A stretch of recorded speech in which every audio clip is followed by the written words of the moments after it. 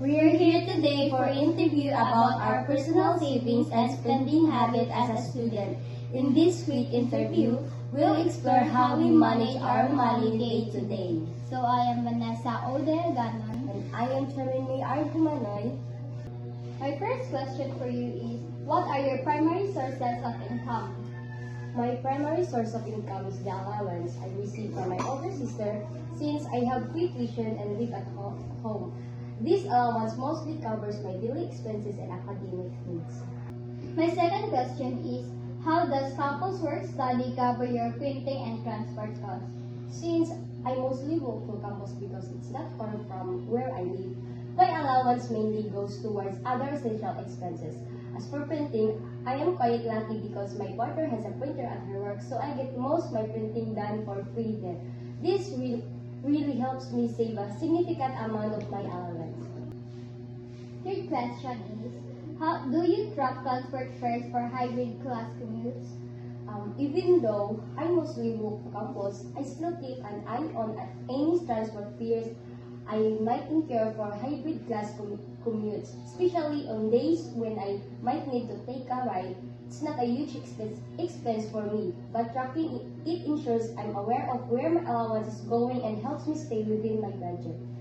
My fourth question is, how do you prioritize spending needs first or wants? My spending prioritizes necessities, daily food, project materials, and personal care. Any remaining allowance is first directed towards savings, and then any further surplus goes towards wants like socializing, ensuring this never impact my essentials or savings goals.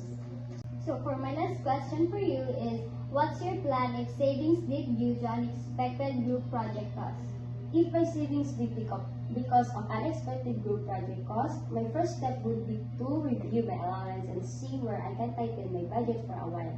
I'd also talk to my older sister about the situation to see if she can help out, explaining the unexpected expense. Since I don't have a part-time job, managing my allowance carefully and communicating with my older sister are my main strategies for bouncing back.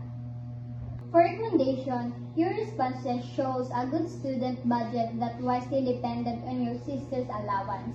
You excel at minimizing transport and printing expenses by walking to campus and using your partner's free printer. Your needs first prioritization covering foods, projects, and cares before savings and wants demonstrate strong discipline. You also track the small fares proactively and have practical backups like budgeting, tweaks, and family talks for project cost or price. For reflection, looking back on her answer, I'm proud of how she built a simple yet effective system to manage her finances as a student, relying solely on her students' allowance. With free tuition, living at home, and walking to campus and staying low, printing is covered for free by her partner's work setup, and transportation is minimal. This lets her allowance stretch further for essential like food, projects, and personal care. Overall, her habits promote stability and mindfulness, aligning with long-term goals in finance and life. And that's how we know each other's personal savings and spending habits. And we hope you learned something from it.